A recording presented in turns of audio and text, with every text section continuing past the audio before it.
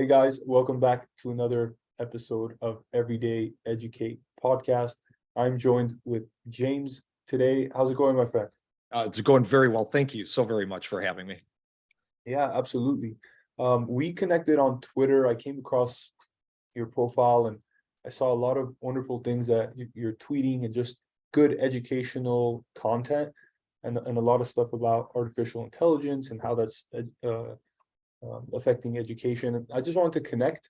So maybe before we dive into all those good things, maybe a little background about who you are and what you do would be helpful. Yeah, oh, sure. That's great. I'll give the short version.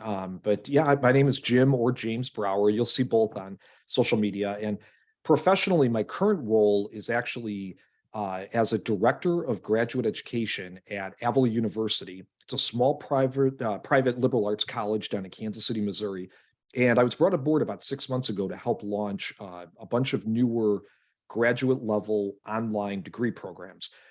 And that had been my experience prior to this position. I was the founding school leader of a virtual public school in the state of Iowa, and it was called Iowa Connections Academy. We served almost nearly about 1,000 students, and it was growing in popularity even before the pandemic had hit. So I like to believe we were truly part of that leading edge, that cutting edge of education. And so I had the great opportunity to serve as a school leader there. We had about 30 teachers altogether. And so it was really taking off before I had moved into the current position I'm in.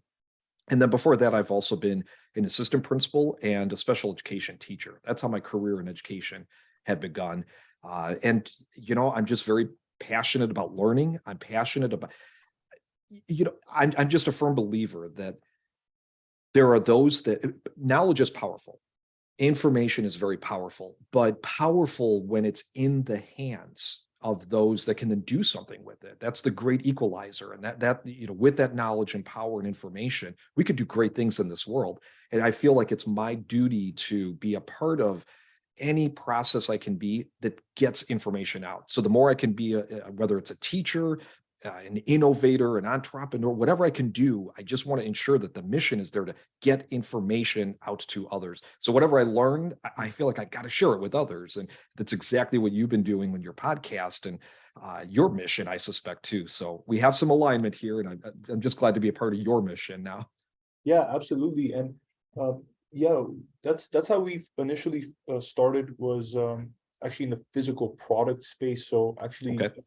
when you mentioned your background in special education, most of our products are designed for sensory processing disorder, children with sensory processing disorder, autism, ADHD. So that was kind of the focus. And then we're like, okay, these products are helping and we're getting good feedback, but how can we translate that into, like, we want their lives to get better, whether it's Mhm. advancement in education, innovations, anything that's cognitive and then goes out into the real world. I do want to kind of stick to your background in special education because we Sure. have our majority of our audience there before we get to again the good AI conversation. But what was your background like in special education? What were you kind of involved in? And kind of take it from there. Yeah, so it's a very interesting story in terms of how I'm going to use the word stumbled for lack of a better phrase, but I had actually begun my undergraduate studies as a social studies education teacher. But this would have been about 2002, and No Child Left Behind was just coming to fruition, and I was actually having a really difficult time getting hired. And at this time, I was down in the Kansas City metropolitan area, and I was attending University of Kansas at that time. And I was very fortunate to have a professor, a special education professor, that just randomly announced to our class one day, if anybody is interested in pursuing a master's degree in special education while working full time as a special education teacher in the Kansas City, Kansas school district, they had a special grant program that would pay for the entire degree. We would be a full-time employee and Kansas City, Kansas school district, and we would even have a stipend. And I thought this is actually a no-brainer. I'm jumping aboard, but I didn't do it out of selfish reason. It was the fact that here's an opportunity to immediately become a practitioner but also at that time, and actually present too, University of Kansas is one of the top public doctoral and graduate level programs in special education. So I knew that I was going to be learning from literally the authors of the textbooks that many pick up on in special education. So, I mean, this was just an unbelievable opportunity for me to study under, the true experts and then apply that knowledge. And I will not deny that opportunity I had as a special education teacher probably transformed my entire career. That's when I started to recognize that learning is teaching cannot be a one size fits all for all students. Every student is unique and learns with so many preferences and modalities. And then you take on a student that may have a true special educational need. We absolutely have to accommodate and differentiate and come up with an individualized approach. And that changed my whole concept of what education really is. And I'm still outspoken about it. I think that the public system has gotten better at being able to individualize for students, but we have fallen short. We have not figured out a way, at least with the resources that we have available to districts, to truly provide an individualized approach for all students. And the most specialized of those that need those services, I'm so grateful that there are services available for special education. I wish we could replicate that on a grander scale for all students, but my career looking back on special ed, it literally made me who I am fundamentally today. And I am so grateful for that opportunity I had to serve students in the capacity that I did. Yeah, that's amazing. Thank you for that background. It's helpful to put things in context and understand everyone's journey on how we got here. Yeah, and I've also been thinking about education in the public sphere, private, and again, just solely on how can each student get more ahead and get more out of that system that they're in. I think some of the issues that now I've been researching, people are talking about grading. Like if one teacher has to deal with 40, 50 students, even if it's 30 students at a time, like grading takes a long time, and then providing that feedback takes a long time. Even the way they're tested, like there's a lot to be changed, but it's like we also need to get feedback from those changes. So I think it takes a long time. I think there's a lot of well-intentioned people, but I think conversations like this and the work you're doing are providing some benefit. So thank you again for that. Yeah, absolutely. And if I could just couple or kind of stem off of that, when we think of why are we grading, I think that comes that really is what has to lead that conversation. And as you said, I don't believe at all that any teacher means ill intent or ill will, but it's easy to look at a grade almost as if a student has earned the grade, and based then to make it more manageable for me as a teacher, let me now come up with the assignment that I'm going to grade in the quickest, most efficient way possible. And we kind of lose sight then of the fact that really that grade is to demonstrate, it's a measurement. Did this student master this proficiency or not? And it's not earned, it was demonstrated. And I feel for teachers, because if you have 40 students, all with different needs, and some are excelling and some are in need of further intervention, it does feel as if there's only so much time and energy to put toward ensuring every student can then inevitably master that proficiency. But this grading concept is it's one that I have struggled with over the years, because it is frustrating to see if some create a classroom environment where a student has earned the grade versus it's just a mark of where the student's mastery is. And now what does the student need to do? And then what does perhaps the role of teacher now do with that targeted feedback? I'm so glad you used that word feedback. That's massive. Yeah, and it gets even more difficult when there's math is a different dimension than English, than science, than history, than arts. It's like we need all of them, and or maybe even if it gets to the individual level, at some point, let's say kids get to choose what they're most interested in, or there's tests that demonstrate hey, you like more of science, so let's put you in XYZ class, or hey, you like more of the arts, so let's put you in. So it's tricky and it's complicated, and I don't think there's anyone to blame. That's, But oh, exactly, yeah, exactly. but it's like I think everyone should, especially now, and I want to get to again this AI question next, because I think this adds even more complexity to the already existing environment. Um, but yeah, I mean, it's I think just people putting their best intention forward and coming up with newer strategies, and ultimately, I think it's the government, the state, that has to make these decisions, but they need some data from teachers, boards, parents, and hopefully those decisions pan out in the right way. Just from my experience, I went to public school. Looking back, um, there's probably a lot. I was more involved in the sports side, so wanted to like just be physical, active. I like that stuff, and then didn't pay attention too much to anything else. Looking back, obviously, I think my failure was like I didn't pay attention as much. We wanted to just go and play, but also just like again, it seemed like there was one teacher for 40 students. Okay, read this book, write a report, and but there wasn't anything that would be drawn out of me to Mm. want to learn. So looking back, I'm like, did I learn anything that's valuable? And I can't think of too many things, but again, kind of going off on a tangent. Okay, I want to come to the AI side. Sure, sure. Tell us um, how you came across artificial intelligence, and then what you're seeing that is affecting in the classroom. Like, how do you think that's going to affect students and teachers, and maybe even parents? So I believe I'm not even sure how and when I first really truly delved and made that dive into artificial intelligence tools, but I know it was well over a year ago for sure because I had done some blogging on my own time just because I really enjoy getting information out about educational topics, and that's where I had come across various AI content writing tools.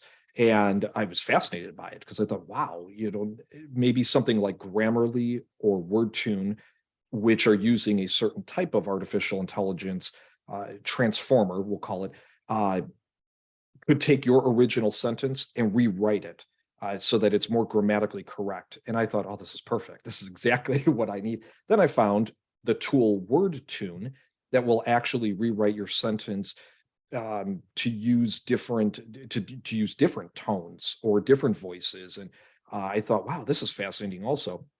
And as well, other tools like Writer, RYTR, had originated, and that's when I realized it's now using a specific type of AI technology called GPT-3. It was at that time it was the newest model of basically training a program with these large data sets in the background, training them to try to recognize if you as a user were to type a sentence, what's probably going to come next. And that's what they mean by the generative in the GPT, generative pre-trained transformer is what that means.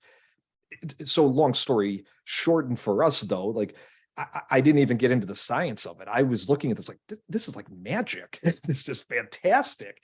And then all of a sudden started to emerge text to video where you could just maybe give it my blog article I was writing and it could create an entire video for you. And that was a tool I was using called Pictory.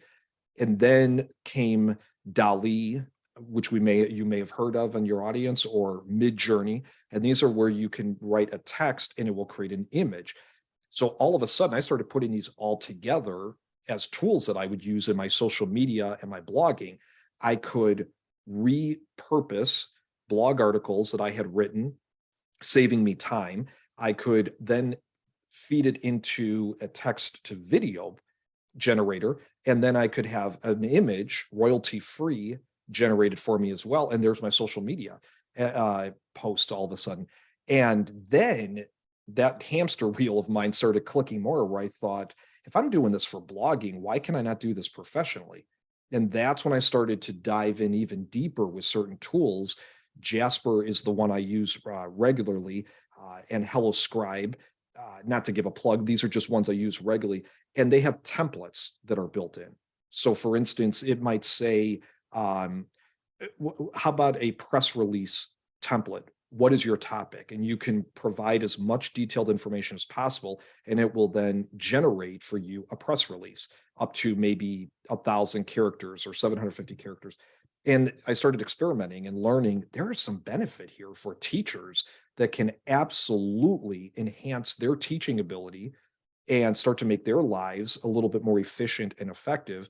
And then, of course, even as a student, there could be some benefits here too. So, because of that aha moment and realizing there is some significant potential here, I really made that dive and I went all in several months ago. And this was before ChatGPT. I'm so glad I did, because now I feel like I have a mission to help influence educators to not just understand what the technology is, why they could potentially use it, but also though too, let's use it responsibly and pump the brake a little bit just to make sure that as exciting as this is, we also don't want to go too far all in. We do want to learn more about the technology, learn what some of the limitations are, just so we can make sure we use it properly and our students are doing it responsibly as well.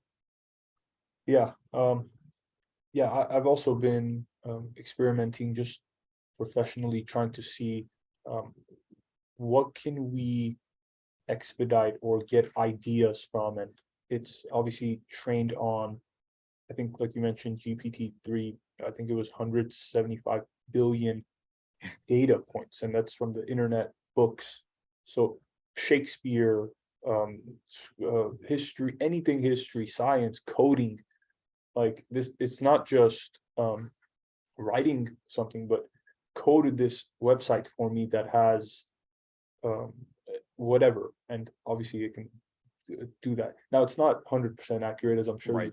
inconsistencies, but outside of the professional side, which it's going to take fire, my when I saw the implication to this on education is when my little cousins, they're 10 and one of them is 16 in high school.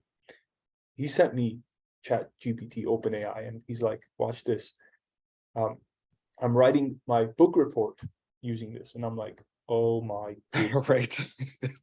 I'm like, I was just thinking, like, okay, if I was in school, what we could have done with this, and then immediately went to teachers, and it's like, okay, now they have to grade a perfect paper, so it's like, and now they have to know, is this did they actually write this and learn, or was this just copy pasted in 2 seconds when it should have taken them 2 hours? So all these questions came up, as I'm sure you're thinking about.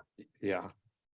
What is the best way for teachers to combat this, understand this, teach this to their students, work together to navigate this going forward, because it's not going away. Right. Yeah. I've heard the phrase, the expression, the genie is out of the bottle and it's not going back in. And that part is very true, especially with open AI. They have built this to where it's open source, and companies are now building using API on top of their structure.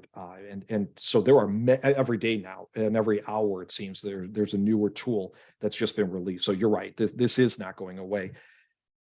But the advice that I've had for teachers, and I've using a little research, but then just opinion of mine, basically too, I started to pen out what I'm calling the AI standards for student learning. And it was just to give some principles for either school administrators or district administrators or teachers to be mindful of as we delve further with the tools. And the very first principle was on the idea of ethics and accountability and responsible use. And that's where I like to start the conversation. I think it's important that we all, individually and professionally, we just try to better understand the technology as much as possible. And I think it's very fair and it's okay to be scared, to be awestruck by the technology, but also looking at what now could be the possible uses as well. And then once we're able to kind of put that futuristic hat on, then we can dig in a little bit more too to say, all right, what does this specific tool do? Where's the information maybe coming from? if I use it, is it going to create gibberish? Is it going to create something that's accurate? Is it possibly plagiarized material? Is it going to create output that is inflammatory or discriminatory or biased in any way? Those are going to be very important, I think, as we create output, because we have to learn to recognize now what I read. We have no idea anymore. Is this computer generated and synthetic, or is this human generated? And then even still, what's real, or I'm sorry, what's reliable and accurate and what's not. So these are just new skills that we have to all develop. And I believe we have an ethical responsibility as teachers to not run and not hide and not ban the tools, because then we would be shortchanging our students the opportunity to learn how to use these tools and experiences in a 21st century world that they are already living in and using. So the better we can understand and develop a learning experience in integrating these tools with our students and helping them understand how to use these responsibly as well, I think that's going to be the best approach, truthfully.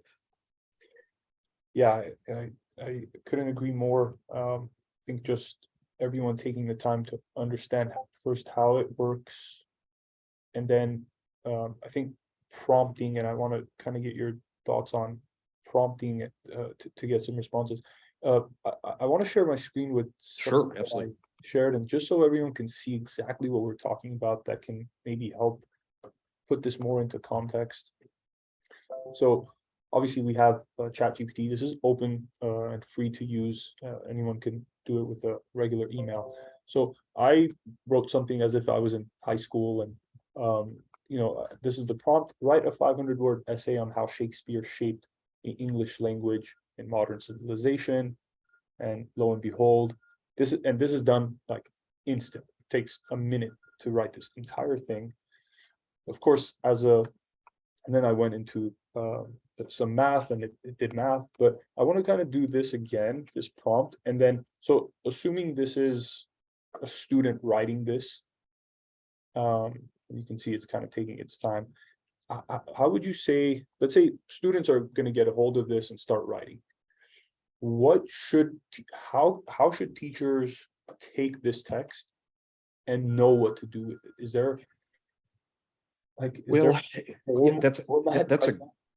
that's a good question. I would actually, so you mentioned prompt, and that's going to be really important for anybody in the audience that may not be aware of that phrase prompt. Basically, it's what Argon would have put in as the command. So in this case, the prompt is write me a 500-word essay on Shakespeare shaped.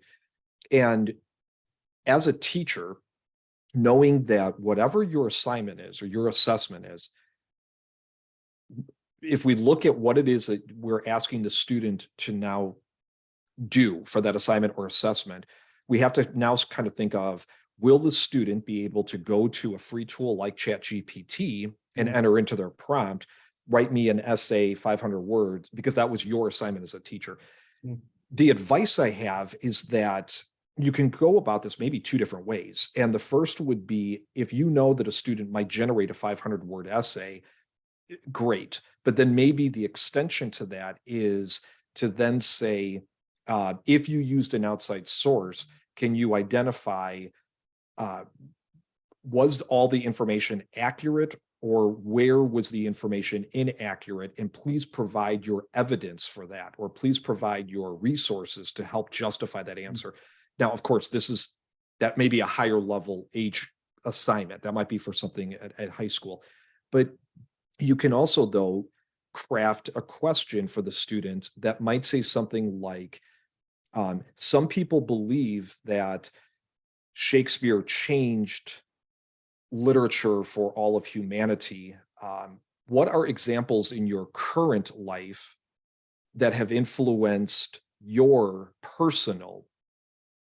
In other words, somehow bringing it back to the learner to have to use examples of his or her life and talking about their specific opinion as it relates to their life. That's where the AI really is going to have limitation on creating an experience. what Mm. ChatGPT is really good at, as Argan had mentioned, it has trained itself. It has been trained using all these data points. So really, it's basically scraping the internet, and it's found a way to make patterns out of all of these languages and language sets. And so it's going to be able to regurgitate information. And it looks really good and professional, and it gives it to you in a conversational way. But it can't replicate you as the individual. It can't think like you do. It can't speak and know your life. So if we think of this and reverse engineer it then as a teacher, the more we can try now, going back to, actually, I'll take this whole thing full circle, going back to the personalization, the individualization of students. If we know what the learning objective is, and now here's the assignment and assessment we use to demonstrate the student's mastery, I would argue it's going to be vitally important now to have a student make personal meaning of those objectives as much as possible. That's where they can bypass the use of some of these AI tools, or at least use it exclusively. And that does require a different type of thinking, a different type of planning, a different type of pedagogical skill now from a teacher. But maybe that's okay. Maybe we will now move one step closer to ensuring that this content that students are learning, it has to have meaning to them. They have to know what to do with this information. It has to become personal. And, Argan, maybe that will be the answer too for a lot of students that, just like you and I, there were times in high school, I don't feel, why do I need to know this? I don't need to know this. Like you said, it's so I didn't have meaning. It didn't have meaning to me. It didn't move me. It didn't engage me. Maybe this is a step toward trying to personalize some of this learning for students more so. And maybe they won't fall trap like you and I did, feeling lost in school. Yeah, I agree with that for sure.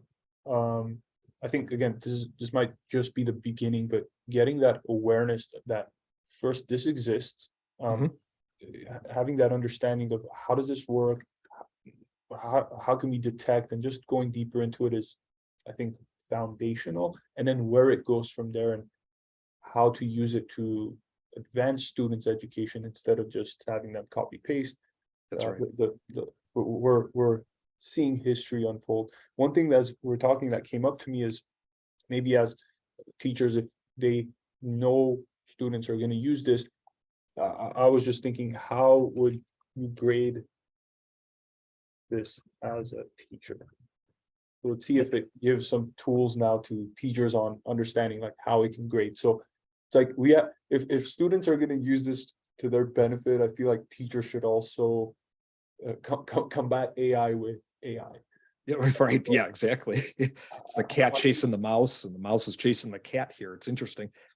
Well, Yeah. and I'll be interested to see what ChatGPT generates here. Oh, it says I'm not able to evaluate assignments or give grades. However, I can provide some feedback. Overall, the essay provides a comprehensive overview. Writer covers main points, Shakespeare's impact on vocab, grammar. So it's kind of grading itself. It's like, Right.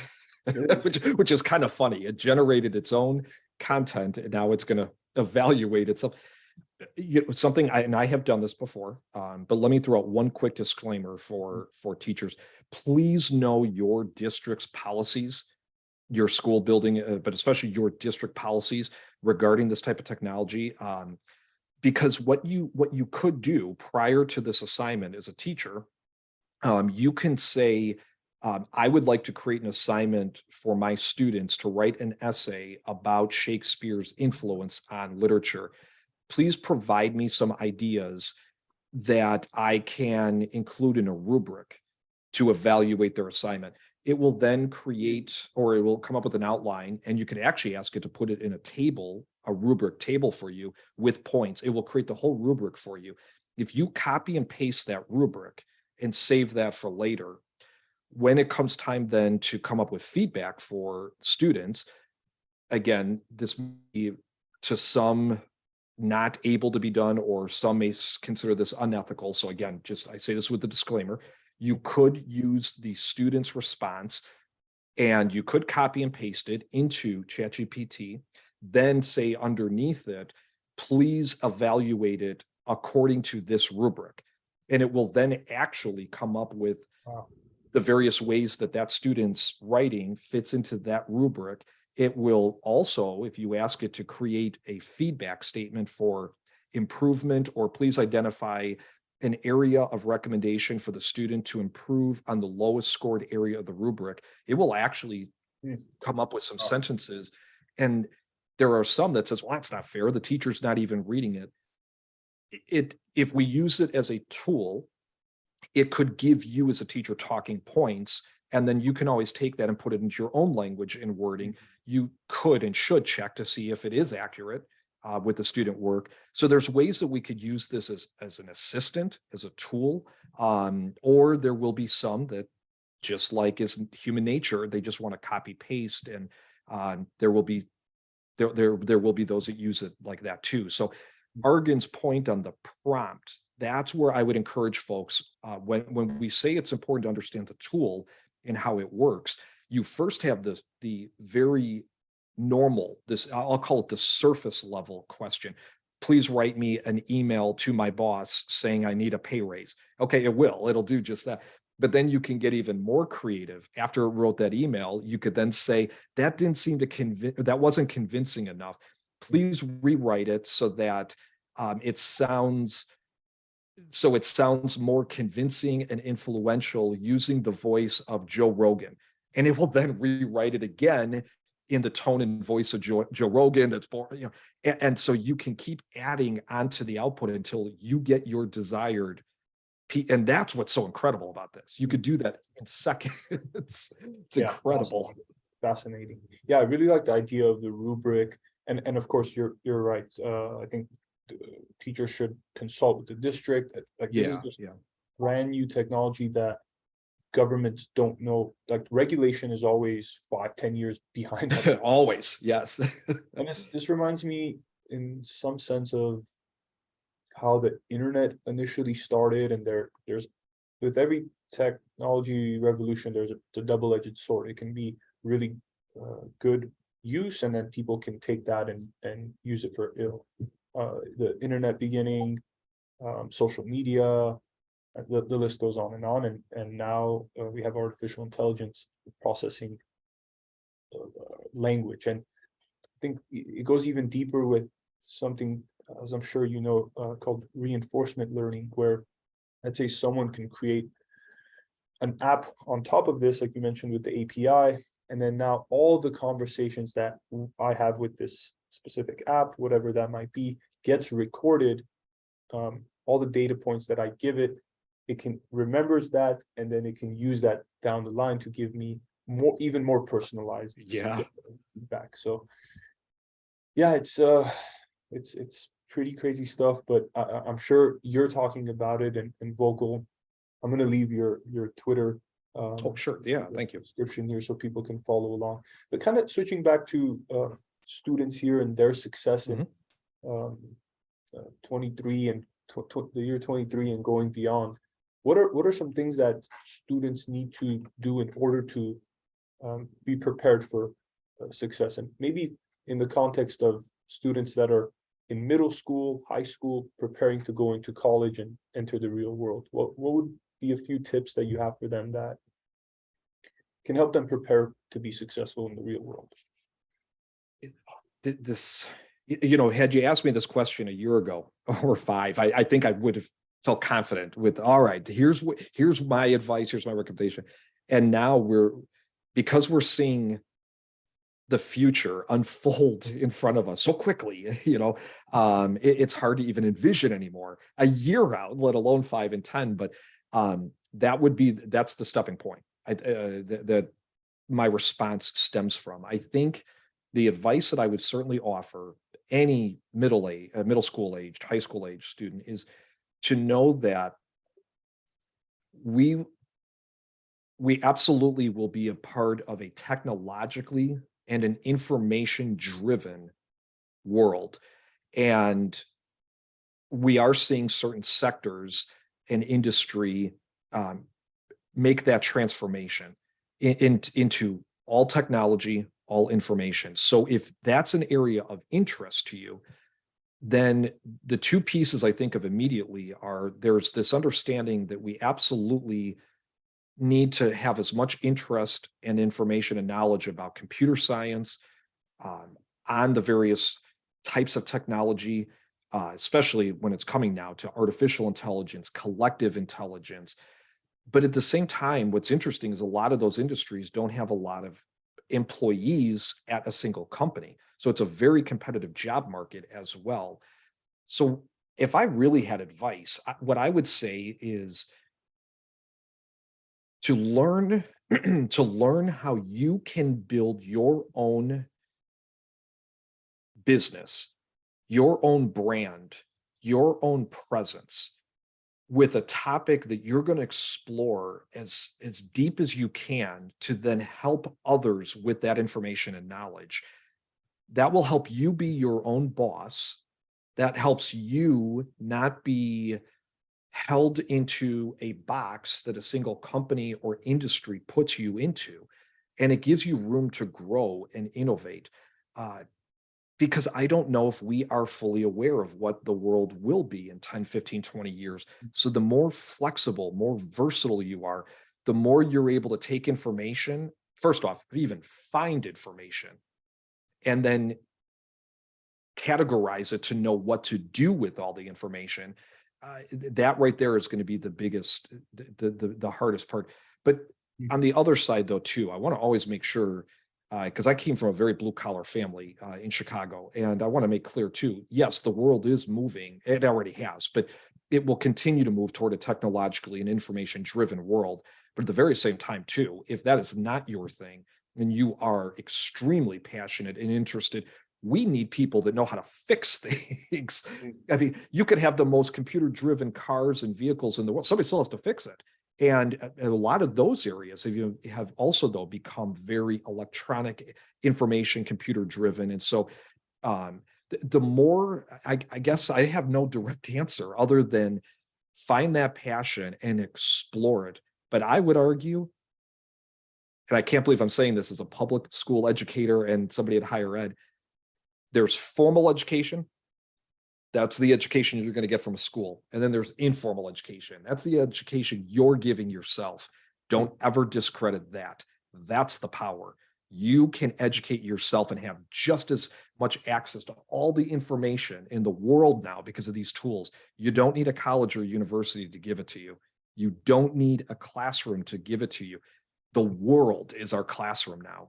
And you have more opportunity than I would argue most people generations before you ever had to make something, and don't let it go past you. You know, that's the advice I would give. Yeah, that's really good, and appreciate you kind of opening up and kind of laying that framework out. I think again, like I don't know how many kids there are in the US and even globally, but I think everyone goes through a schooling system, kindergarten to 12th grade at least. For what they do after that, it gets into their choice. Um, but yeah, I do agree. You learn what you can in school, and then you learn what you can once the school is done, and apply your passions and go explore. And that's where you can apply some of those things in the real world. And maybe again going back to what you were saying initially, that still has to be individualized to students. And teachers maybe have to find their curiosity and passion. So yeah, very interesting, very interesting. Okay, kind of moving on to what you are doing at Leading Edge Yeah. Teachers. I know, I don't know if that's your company, organization, but tell us a little about what the mission is there and what you guys got going on. Yeah. So Leading Edge Teachers, it became the name of a newsletter, an email newsletter that I had originally thought of back in November, December. And I was trying to find a way other than blogging to get information out. And what I started to realize is from a marketing standpoint, email really is a powerful way to communicate directly to individuals. But think about how many emails we get in a day. And so I started to follow folks that, well, I subscribe to many newsletters via email. And that's when I realized this might actually be the way. This way, folks can opt in if they want to subscribe for free. And by doing so, I'll send one out every Tuesday and Friday morning. Takes about 4 minutes. I curate a bunch of news articles that are very relevant, or my hope is they're relevant to AI and ed technology for teachers. And then I try to have a self-help, something on personal development or wellness, and then anything that I find of interest then that maybe I'm reading, or a quote that I find, I try to put that in there. So I know that when people read email newsletters, they're scanning, they're not really reading in detail or in depth. So I just try to come up with a headline, a 1-sentence summary, 2 bullet points, and then move on to the next story. And if they want to read further, I always leave a link so they can go dig deeper on their own. And it's actually, that model's proven to be pretty successful for me. When I really started to drill down, I went from 12 subscribers up to, now I think I have 125, which of course, very modest, but that's fine. I don't get into the numbers game. I look at it and say, any person willing to give me an email address and subscribe to a newsletter, I'm writing content for that person. I don't get into the idea of saying, I need 1 million. What does that mean to the other 999,999? Like, that's not fair. What do you need 1 million for? So that's been my mission, is connect, learn, and share. That's the tagline I use in all my newsletters. And it stands to kind of what I believe in as a person. And then as a newsletter editor, we'll say, I want to connect people with information. My hope is to present it in a way that they can learn, make meaning of it. And then the real power is, what do they do with it? And my hope is that they'll then share that knowledge now, or share that information some way, maybe through their work, maybe they'll forward it literally, or maybe they'll teach it to somebody else. And so connect, learn, and share is kind of the mission, just in general, that I try to abide by. I love that. I resonate so well to that. I appreciate you sharing that. I want to again link that in the description too. So I'll link your Twitter just so people can connect and be social. And you're very active and responsive. So appreciate that about you. And then also the newsletter. I'll link that too. And I'm assuming that's where people can connect with you. And if they have questions, Yeah, definitely go further into what you're writing about, how education is going to change and all that good stuff, they can connect there, right? That's correct. Yes. Yeah. Awesome. Wonderful. Well, like I mentioned again, I'll leave those. Hopefully more people connect and are interested about this.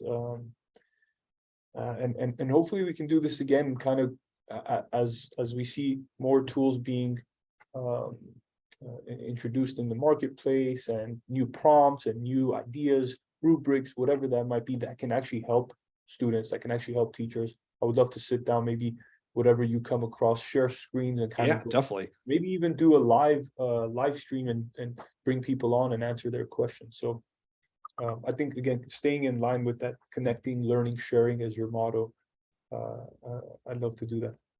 That would be awesome. Yeah. And thank you too for a little airtime. These are topics that people are so curious about and sometimes scared. And that's okay. That's so natural. That's a human natural tendency. And that's why it's so important we even talk about them, or in this case, listen and hear others talk. And what you're doing, I think it's just awesome. And your mission too. Let's not take away either. Just your overall mission, and your passion for education is so important. This is just one part of that education world. And it feels like it's dominating everybody's conversation, but your passion for ensuring just successful learning outcomes for all kids, that's what really matters at the end of the day. So I thank you for even carving space into your world on this topic and bringing me aboard. So thank you, Argan. Yeah, absolutely. Wonderful. Well, thank you. Thanks again. And we'll stay in touch. Have a good one. You got it. Thank you.